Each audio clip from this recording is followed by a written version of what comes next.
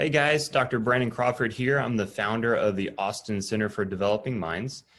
We are located just north of Austin, Texas in Cedar Park. And what we do is we focus on developmental functional neurology. Hopefully you'll have a chance to catch my lecture because I'm going to be taking you through what that process looks like and why it's so important to focus on rehabbing the brain in the right way, at the right time, with the right frequency and oscillations and all this kind of stuff, right? So I'm very honored to be a part of this conference. This conference is very meaningful. I love all the people involved, and obviously the cause is fantastic. So thank you again, and I look forward to seeing you soon.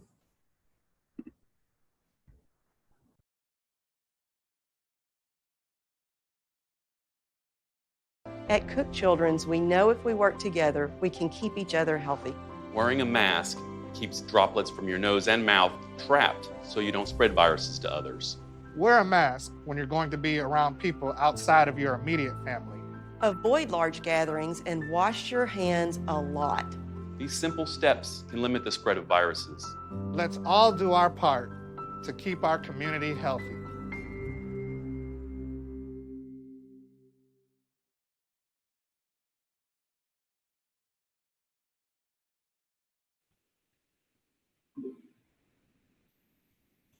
Thank you for joining us today. We're going to talk about testing the brain. I'm going to start with a few basics because I think it's really important to make sure we've done our foundational work before we do further testing. So, you know, we hear about our GI tract being the second brain, and it really is. We make a lot of serotonin there, and that's really important for our mood. And, you know, there's a lot of communication that goes between the GI tract and the brain. So a clean GI tract means low inflammation, really good absorption of your nutrients, and good communications. And, you know, if things are imbalanced, there's an effect that happens to the adrenals. And those are our stress response organs. And we really need those to be in great shape to feel healthy and to be able to communicate well. And improvement on toxin elimination is also important. That's why the gut has to be in such great shape. So here's a few basics about digestion. We'll just talk about the process, and then we'll talk about, you know, really why we need to make sure everything's in good order. So when you eat some food, saliva is the first thing that hits the food. And then that starts breaking the food down as it's going down the esophagus when it gets to the stomach. Then we have enzymes and stomach acid because the brain received messages from the tongue that, hey, we have a carbohydrate coming or we have a protein coming. And if the food is in the right format, which is called chyme, it goes into the small intestine. And so in the small intestine, the good bacteria helps to break the food down a little bit better. Nutrients are removed from the food. And then down in the colon, the water is removed. So that's why it's important to be hydrated. And we really need to have a good gut to have a good brain. So this is kind of the way that digestion can go awry. I'm a big fan of not drinking directly before or with your meals because you're diluting your saliva and you're diluting your stomach acid. And sometimes if we've experienced a trauma or a major stress, our stomach acid and our enzymes will be depleted. And so that's another way that we can have, you know, problems with our digestion. So also, if the food is not moving, you know, it doesn't get to the right format because the stomach acid or enzymes are inadequate, we get reflux because the body says, wait a minute, it's not chyme. We can't go down into the small intestine. We better go out. And so, and we know the problems that reflux causes. It'll eat the lining of the esophagus. And so that's just kind of a good reason also not to drink with your meals. As soon as you've had your meal, it's okay to go ahead and drink. And what's so fascinating is it just makes you chew more. So your food will be in a lot better shape. So, you know, other problems with digestion are lack of good gut bacteria. We know that stress and trauma cause the pH of the body to change. It's part of our fight or flight mechanism to keep us healthy. But unfortunately, some of that good bacteria will die off. We also can have an inadequate amount of water in the colon, thus constipation. And we also can have an inflammation in the whole system. So we'll give you a few ideas here. So, imbalance in digestion affects balance in every system, especially the neuroendocrine system. So we want to make sure that everything is moving well and is healthy, and that we're keeping the chemicals out so that we can really achieve some balance here. Now, here's some factors that cause imbalance that we might not think of. It can be poor diet, a mono diet, eating many of the same foods, or eating foods that are causing us sensitivity, constipation. Genetics certainly play a role in imbalances. Chronic stress, organ disease. Oh my goodness, some medications can cause imbalance because they're about 74% of all medications have a nutrient, a good for you nutrient that it depletes. And so it's always important to put those back in. So if you're taking something to reduce stomach acid, you need to get your minerals in, because it'll reduce our ability to absorb all those nutrients. Excessive exercise, of course, recreational drug use, and of course, trauma to the body or the brain definitely can cause some imbalance. So what does brain imbalance really look like? So if we don't have enough brain chemicals, because maybe we're eating the same proteins, like every now and then I have a child come through that'll eat peanut butter and chicken, and that's it. Well, all the proteins in your diet break down into amino acids, and that's the only way to make your neurotransmitters. So rotating proteins is incredibly important.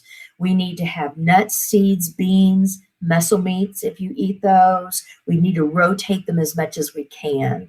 We're born with a certain amount of neurotransmitters, and for the rest of our life, we have to make them through diet.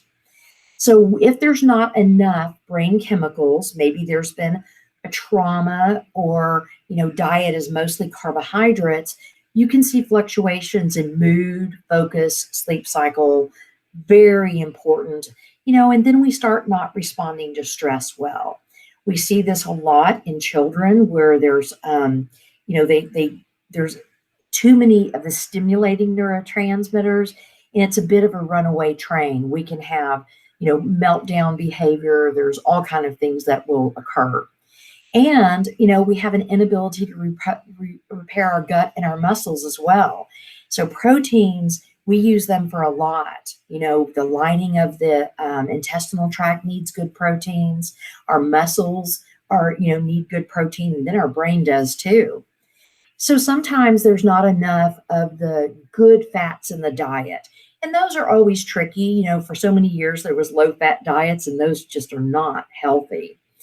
So we want to eat some cold freshwater fish where we can. Raw almonds or freshly cracked walnuts are high in omega-3 fats. And of course, olive oil is a great one too. Coconut oil can be very helpful as well. So we like to have good fats for the brain so that we can make that insulation on the nerves, because the neurotransmitters conduct on the outside layer, that fatty layer on the nerves. And it's really hard to get too many good fats. You get diarrhea long before you get too many in. So, a lot of times there's too many pro-inflammatory fats in the diet. Omega-6s are found in fast food. Those are the ones that can go down an inflammatory pathway. And a lot of nuts, cashews, pecans, eggs that are not organic, meat that is not free range will be high in omega-6s. So we want to do the free range beef and the good healthy eggs that have omega-3s versus the 6s where you can. Soy is also very high in omega-6s. So lots of inflammation can occur there. So now we're going to get down to the nitty gritty on brain chemicals. And so, we're hoping that our cup is full of the good brain chemicals. We have over 100 neurotransmitters. Some of them are very short-lived. They only last for seconds. Others last for a longer period of time. And we're hoping at birth that all of the vesicles in our brain are full. We want to have plenty of neurotransmitters. But there are things that can occur in utero. Different kind of traumas can occur that can cause an imbalance in the brain even before they're born. You know, genetics also play a role.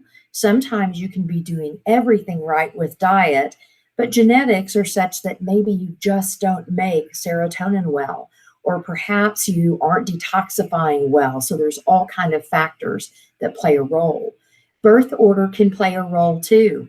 We have lots of families where we have multiple children.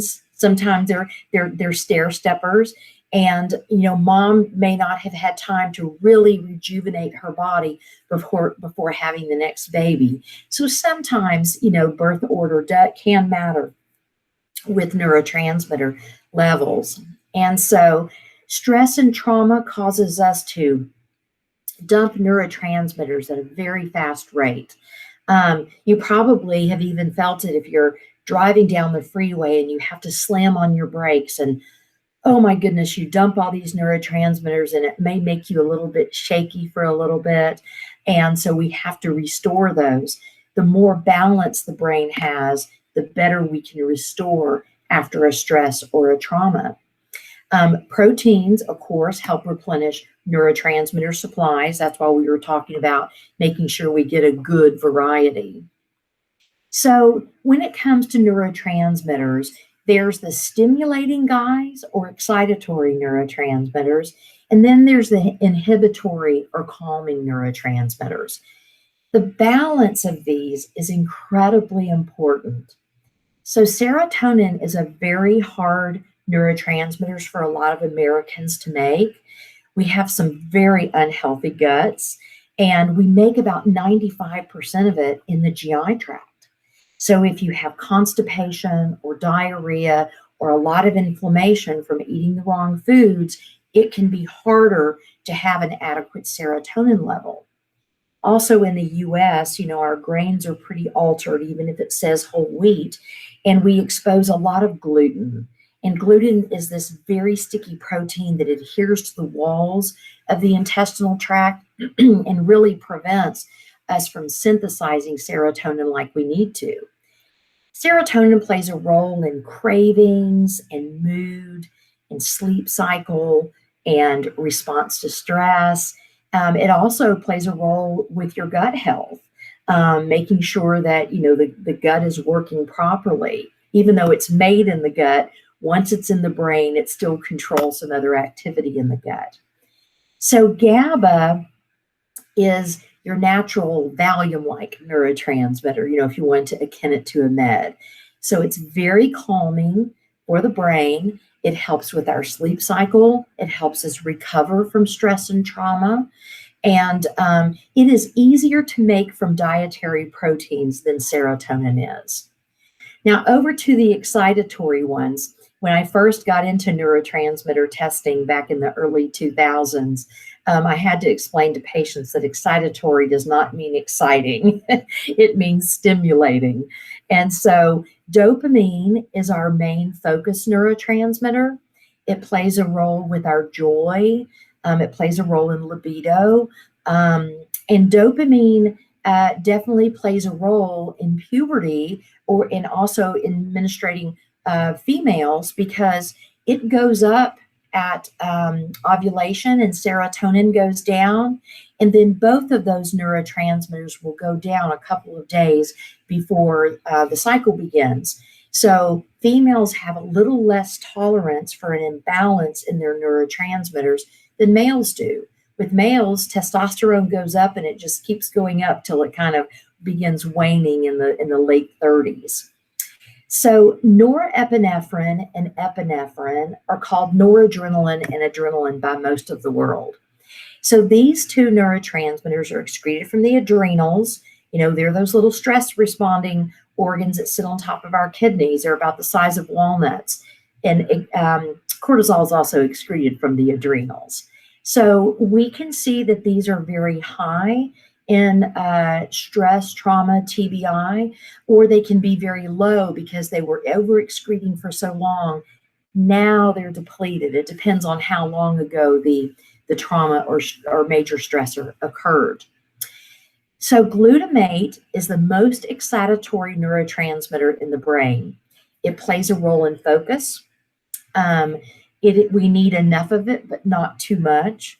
And glutamate likes to respond very high levels when there's an imbalance between serotonin and dopamine. So it's a very important neurotransmitter. We want to do everything we can to not consume monosodium glutamate, MSG, or DSG, because that will affect the brain too. Some folks are very intolerant to it, and they'll make sure that when they go eat Chinese food, they'll say MSG free. That's really important. It was used for years as a food additive called accent, and it made your green beans a little brighter green and they tasted a little bit better, but unfortunately, it has a very deleterious effect to the brain. So histamine, we always think about allergies, right? But histamine is important because it's a neurotransmitter. That's why we get a little foggy headed if we get a cold. Histamine can be inhibited with vitamin C. And, histamine as a neurotransmitter, you don't want it to be too low. You need enough of it to help with focus, but not too much. And we need to make sure that we can respond to any kind of inflammation in the gut. There's multiple kinds of histamine in the body. When we do testing, we're looking at one that's basically reflective of the GI tract. So here's how the communication goes. So when the brain perceives stress, it tells the adrenals, those little organs on the kidney, that sit on top of the kidney, hey, we need help. And so the adrenals send out cortisol, norepinephrine, and epinephrine that are both excitatory or stimulating neurotransmitters, noradrenaline and adrenaline. And so our brain honestly does not know the difference between a physical stressor and an emotional stressor. So we work very heartily on the physical stressors. That's why we talk about so much about the GI tract. And then because we all have different kinds of emotional stressors. Right now, we're seeing a lot of very stressed out clients because of the pandemic. As you can imagine, the adrenals are tired of responding to so much stress. So sleep is incredibly important when it comes to the adrenals. So, sleep is probably the best way that we can rejuvenate.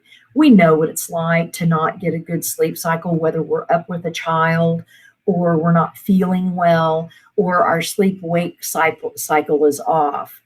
So you do need plenty of calming neurotransmitters in order to have a good sleep cycle. And interestingly enough, you need just a little bit, or the right amount really, of norepinephrine or noradrenaline. And so, we have to have enough of both of these guys for a good sleep cycle.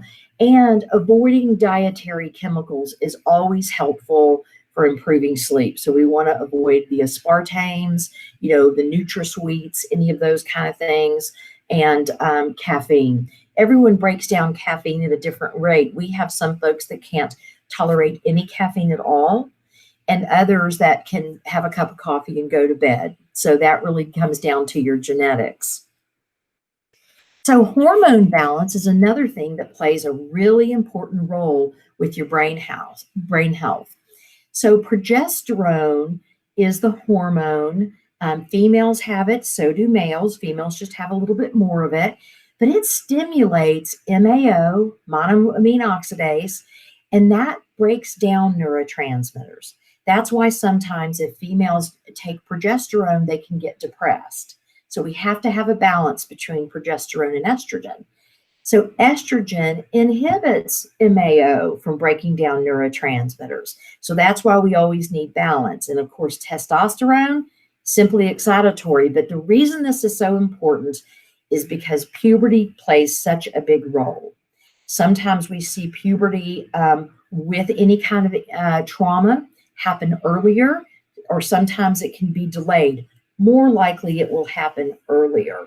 But everything is about balance. Our brain needs to be balanced. Our gut needs to be healthy in order for us to really heal and move forward. So always about the balance. So what can we do? So after diet is in order and you've looked at sensitivities, like what could they be sensitive to, now it's time to really balance the brain. It's a shame to take a bunch of supplements if you're not working on diet as well. And don't you love this piece of meat? So, so I'm going to talk a little bit about neurotransmitter testing. So I was in pharmacy for many years, and we had people that were failing medication therapy for their brain. And, you know, growing up in Europe, it was quite different. You know, supplements were, your doctor talked to you about supplementation. And I was a very difficult child. I didn't sleep. And so my mom put tryptophan, which helps you make serotonin, on my oatmeal. And so neurotransmitter testing allows us to quantify those neurotransmitters. So I really needed to find something to help these folks as the wellness director to get a better outcome, whether they needed to be on the meds or they needed something different. You know, if you're taking a medication, for example, for serotonin, it redistributes the serotonin that you already make from your dietary proteins. You don't get fresh neurochemicals from a medication. So the only way you make neurochemicals is through proteins, right? And then we have to have the cofactors there. It's a bit of a symphony. And then we are able to make them with the amino acids. So I don't know if you can see this picture here, but this is what a neurotransmitter test looks like. This literally changed the focus of what I was doing. I inherited a study from Texas Christian University of children that were adopted from Russia, internationally adopted. And when we first were getting neurotransmitter tests back, we didn't really know what they meant because it was a new science. It was developed in Germany to look for pheochromocytoma, which is it's a cancer of the adrenal gland. But when I started looking at them and I started noticing, I was like, okay, these folks are depressed. These folks can't sleep. These guys have ADHD, and these kids are internationally adopted. They look like they have PTSD. They look like my Iraqi war veterans. They look like my children of Holocaust survivors.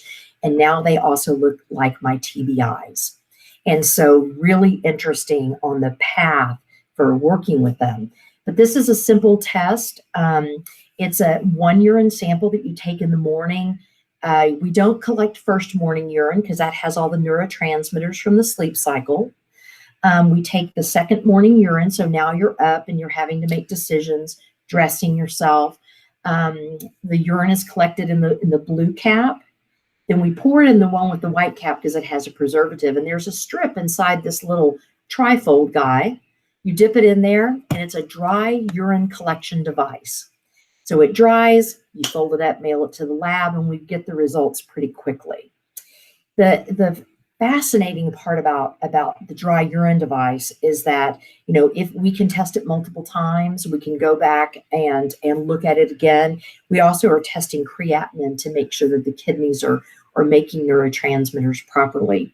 We do have devices that can go on the genitals if we need to for collecting urine for those that might be in diapers of any kind. So why would you test? Well, you know, it's really hard to modify an imbalanced brain. And I tell parents this all the time. Gosh, the child is having such difficulty. We want them to take the next step, or we want them to improve. Sometimes maturity will help with that. But a lot of times it's really hard to get them. That's why we have to keep redoing a lot of these therapies. So, you know, behavior modification or taking the next step in physical therapies, a balanced brain will definitely help. So, you know, some folks will say, well, we took out the foods that are causing the problem. Won't that fix the brain? Well, it really depends on how many years they've been eating those foods. So if you have an 11-year-old and you find out that they're sensitive to eggs and dairy, when you take those foods out, the neurotransmitters that were being sent out in response to that very excitatory issue are now depleted. And the calming neurotransmitters that have to rein them in are also very tired. So, you know, post-trauma, The levels can either be very high or very low. It depends on how quick. We see this after delivering a baby. We see it after car wrecks and surgeries. And we definitely see it after TBIs and any kind of trauma. So identifying imbalances really allows you to create a path, and testing can even be completed if the patient is on medications. And so it's a very, very simple thing to look at. So here's what a test result looks like. So we're looking at the excitatory and the inhibitory neurotransmitters that I talked about earlier. And then we write a customized plan. And so this particular one on the screen is of a TBI client. And I thought that you might find that interesting. You'll notice that there's some very large excretions of neurotransmitters. Pardon me. Sometimes we squash some and others will pop back up. So we treat an imbalanced brain like a car with 4 flat tires. We want to work on all of them very gently at the same time. I apologize, Rhonda, I'm talking so much. So we write a plan, which is how we're going to balance the brain. We implement them sometimes in stages, or we'll do everything together. Really depends on where the patient is at the time of testing. We do take medications, into consideration. We never want to not support a drug-induced nutrient depletion, but we also want to make sure that we don't put too much of a nutrient in if there's a medication on board.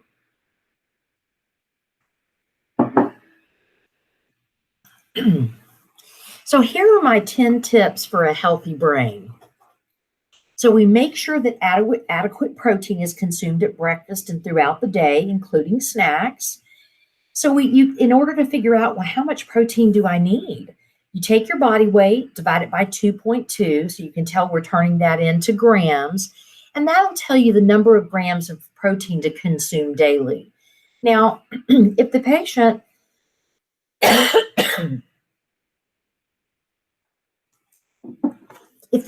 is not very active, we might reduce that protein by 20%.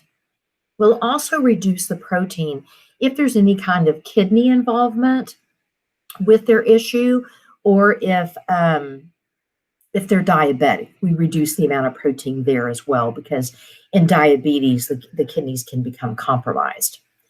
So to measure your water intake, you take your current body weight and divide it by 2, and that'll tell you the number of ounces that you need to drink daily. Now, I really like to see everyone drink your water early in the day, as much as you can. We certainly don't want to be, waking everybody up, to go to the restroom at night. My kids used to sit on the couch drinking water right before they went to bed, and I knew that they would be up. But they were incentivized to get their protein and water in every day. So we also want to keep the intestinal tract in good order. So stress and antibiotic therapy, of course, requires additional probiotics. I love hearing when families are including sauerkraut and kimchi to help with a lot of this, but we always want to make sure that we're getting a good probiotic as well, particularly if there's a major stressor.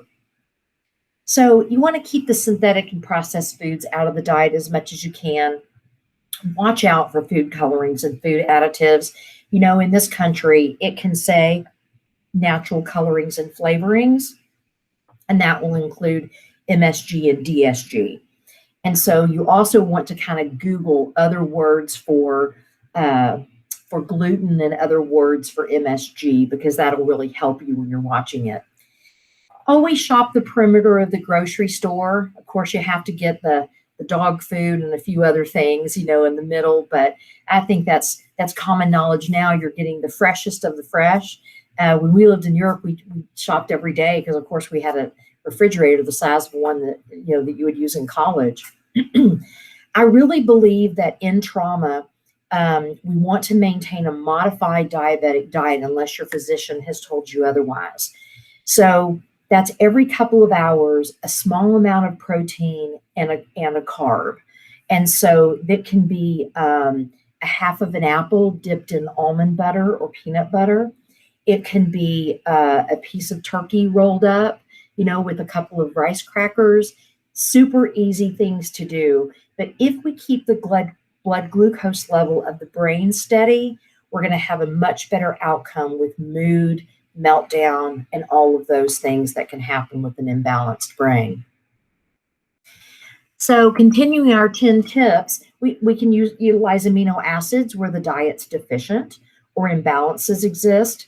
Sometimes we have folks that are not really able to chew properly, and we will rotate different kinds of protein powders so that they can get the proper liquid nutrition and a different ratio of amino acids. So you can imagine that a rice protein drink would have different amino acids from a pea protein or from a whey protein. I always like to ask my children, what colors did you eat today? If it's all brown and yellow, then they probably missed some important things. So we really want to get all the different colors. Think about the rainbow. Did you hit them all? And for blue, we're okay with blueberries, no blue icing. We want to include as many good fats in the diet and supplement the rest. So if fats are hard to get in because maybe they're not digesting them well, perhaps use a supplement for that. We'll talk about the important supplements in a few minutes. Keep a regular routine for sleep. When we're trying to heal those adrenals from stress and trauma, a regular sleep cycle is important. We try to not vary the ones on the weekend. I know my kids wanted to always stay up on the weekend. We try to not vary that by more than 1 hour if we can. 2 hours at most. And, a lot of folks talk about sleep debt, but you really can't catch up on the sleep because your adrenals already have had the damage of an improper sleep cycle. And so while we can rest our bodies, that's a really good thing. One of the ways that we can rest our bodies is that, the adrenals rejuvenate between 10 and midnight. But anytime that you get a chance, if you can lay on the ground and put your feet up for 15 minutes and go to Tahiti in your mind. So this is no music or talking or, anything like that, just pure quiet with your feet above your head, you can rejuvenate your adrenals in about 15 minutes. And of course, between 10 and 12 at night, it's really important to be supine, be laying down, and keep going to sleep. We don't want to hop up and do email or be on a computer screen or something like that because we're using tomorrow's cortisol today. So we like to include plenty of exercises that cross the midline so our left brain can talk to the right brain. And I know sometimes it's hard with impairment, but any of those that we can do in therapy are definitely going to be helpful for brain health. So here's kind of my big 8 supplements. And I know it's a lot. If you have a wonderful diet going in, you may not have to do all of these guys. When the AMA says that you need to do a supplement, we're probably in trouble as Americans. But we want to have plenty of B vitamins. When we're talking about making neurotransmitters, it is a symphony. We need to have B vitamins and magnesium and zinc. We need all these different pieces to really help make our brain chemicals. It's not just the amino acids by themselves. Calcium and magnesium are important. I feel like most of my patients need more magnesium only, even if they're on a dairy-free diet, if they're getting plenty from their other foods. Calcium can cause glutamate levels to go up, and so we like to just supplement what we need. Of course, omegas, we talked about the importance of omega-3s. Vitamin D, vitamin D is so important for your GI tract, but it's also important for your brain. So testing is important. We don't want to just guess at how much to do. You can do a finger stick test to get your vitamin D levels. That's an easy way to go about doing it. I like to keep the levels closer to 60 to 80 versus they'll tell you you're fine when you're 40.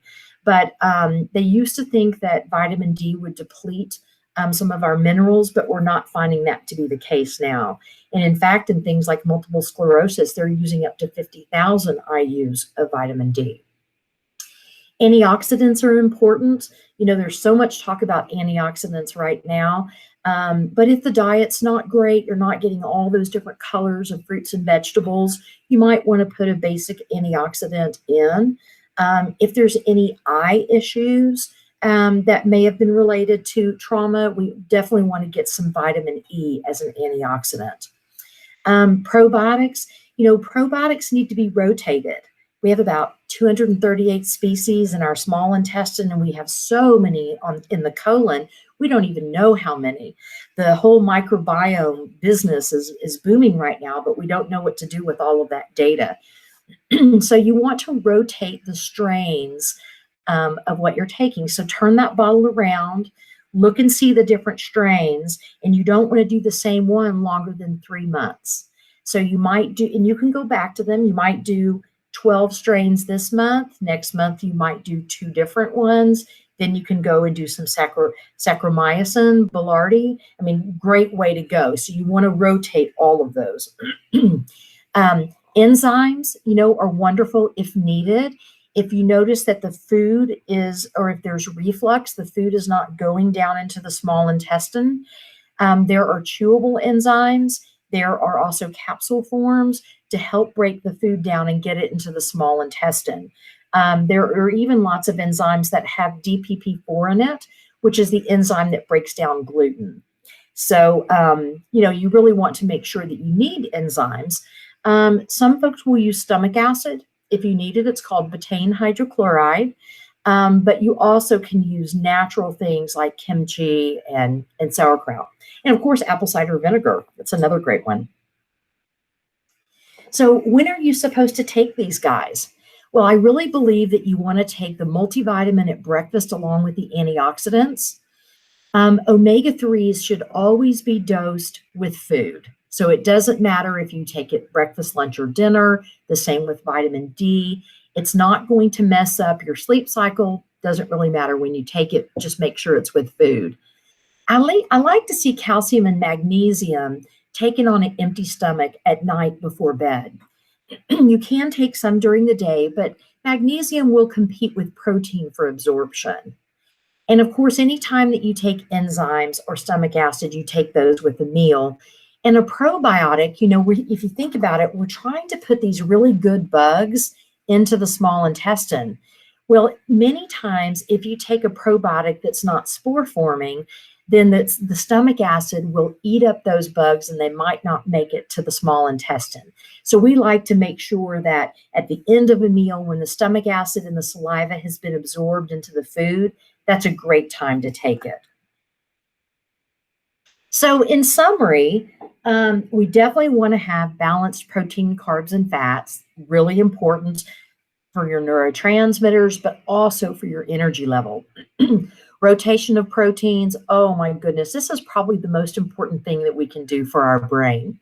One way to do it, if your child or family member likes to have nuts and seeds, we'll just do a different nut and seed mix each week. So this week might have you know, some pumpkin seeds and some pine nuts and a little bit of dried cranberry and maybe some almonds. And next week we'll take out 1 or 2 of them and put something else in. So the cofactors for metabolism, you know, that's all the things that's those vitamin Bs that we get from our fruits and vegetables, vitamin C, zinc, all of those are needed. If you have a hard time, you know, expanding the palate, then you probably want to supplement that. Adequate water consumption, so important for our brain. It's the best way for us to detoxify. Testing allows us the data to really achieve balance. And, you know, to me, data is everything. The more data points we have, the better opportunity we have to achieve balance. So we look at stool, we look at food sensitivities, neurotransmitters, vitamin D levels, blood work, anything that can help us paint the right picture for that client. Exercise is really important for detoxification. I know sometimes exercise can be difficult for trauma clients, but whatever we can do to help them perspire, that's a wonderful thing. Our skin is our biggest organ, and it's our main detoxification tool Perspiring allows us to get that out.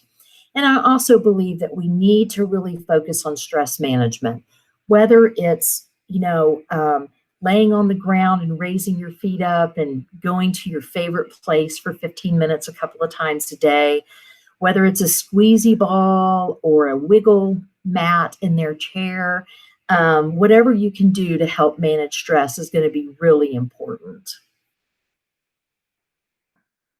Well, I thank everyone for joining today, and we are happy to help in any way that we can.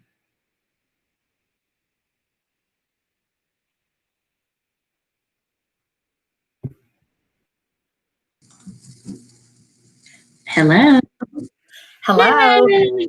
The executive director had just called me, and I was like, I think she's done. Let me call you back. Yeah. Oh, that's funny. Yeah, well, you did good. The part that Well, thank you. I am so sorry. I started coughing. Can you cut that part out? It's possible, but it's okay if it's no big deal. It's just real life, right? That happens to us. Yeah, whenever I talk too much, I'll cough. Well, it's also kind of allergy time. For me, this time of the year, sometimes if I get coughing, it's not good. Like I can't recover. So you recovered nicely. Well, good. So you did good. Well, my daughter actually did the neurotransmitter testing when she was in high school. Oh, yeah? Yeah. And so we found out she was kind of off on a lot of things. So we gave her the supplements and all that stuff. We probably should do it again. She's in college now, but she's good. She just had, I just feel like sometimes something's off, like she's right. Well, and it's so hard for girls when they're still cycling. Oh my goodness. Yeah, that's true. Hormones going up and down, and females don't have a tolerance for serotonin levels under 120, whereas the guys can be in the 40s and be functioning. Yeah. Yes. Well, we were going to do it again. And then I think COVID happened. I don't know what happened, but we didn't do it. But I know that there's several of my families that I've tried to connect with Nikki. I don't know if they've ever done it, but anyway, so is she not really working right now anymore? Is that what I'm understanding? She's not. In fact, she's not even working for me anymore, just with COVID. She has the 2 young kids at home, and she's an only child, and her mom had strokes, and her mom's much older. Her mom is, in fact, the age of my grandparents. Oh, wow. So boy, she has a huge job on her hands. Yes. Well, we'll be praying for her. And then in the meantime, I can share this video with people that she works with Hunter. I don't know if you're familiar with Hunter. Oh, yeah. In fact, Hunter's my patient now, Hunter Glancy. Oh, yay. Okay. So, we had Nikki come and talk, and then they went to see her, and it really changed Hunter's behavior so much. It makes me. That's when people talk about behavior issues. I'm always like, you need to call Nikki, sometimes it's just something that's off balance. It's something that can be fixed. So it really can help. And it really depends on the severity of the trauma, but everyone can do better with balance. Right. Yes, I can do better too. So I'm sure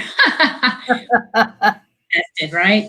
Geez. I need to start a testing fund for my family. So anyway, well, thank you so much for taking the time to do this. And my pleasure, Rhonda. And it's nice to know you, and I'll be able to send people your way. That sounds great. We have a children's program. It's listed on the site, so it'll make it easy. That's awesome. All right. Well, you have a good rest of your week. You too. Thank you, Rhonda. Bye. Bye-bye.